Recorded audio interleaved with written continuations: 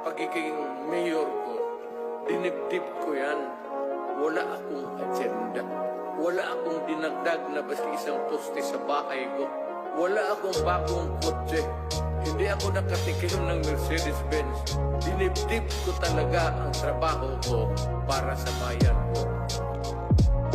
Nung siya pa ang nakaupo, ramdam natin ang kaligtasan. Pagkat dahil sa kanya, ang krimen ay nabawasan. Mga adik inorasan at sila ay pinasuko. Sa bayan kong Pinas, siya ang tunay na may puso. Ngunit ngayong tapos na ang kanyang panunungkulan. Kung tratuhin ng gobyerno parang salot sa lipunan. Siya'y pinagkaisahan ng mga nakaupo. Sa laban mo kasama kaming mga taga Cotabato. Ganito ba talaga ang batas sa Pilipinas? Sino pa yung nasa tama ay siya ba ang nakaposa? Puti pa yung mga adik, meron kayong malasakit. Eh paano naman yung ginahas at pinatay ng adik? Sa guna niya nakasambi ang pagkamalapad silap. Mimbaso bang imatay no tagaw ang makagilag? Araw-araw may patayan na tila babaligsahan. At ang mga mahihirap ay lalo pang nahirapan. Duterte pa rin kahit na ano man ang mangyari. Duterte ang pinakamagaling na presidente. Sa laban mo Duterte, kakampi mo ang marami. Noon hanggang ngayon Duterte pa rin kami. Duterte pa rin kahit na ano man ang mangyari. Duterte ang pinakamagaling na presidente. Sa laban mo Duterte, kakampi mo ang marami.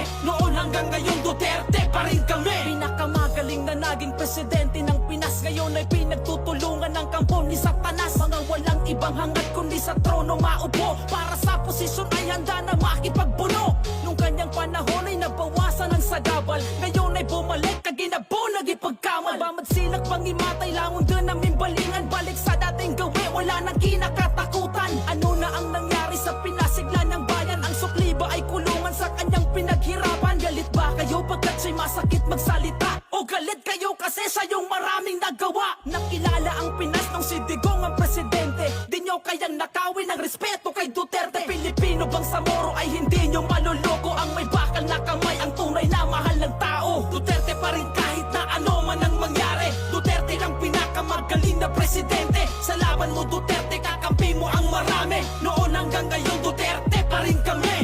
Duterte pa rin kahit na ano man ang mangyari. Duterte ang pinakamagaling na presidente. Sa laban mo Duterte, kakampi mo ang marami. Noon hanggang ngayon Duterte pa rin kami.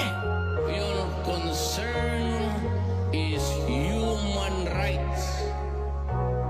Mine is human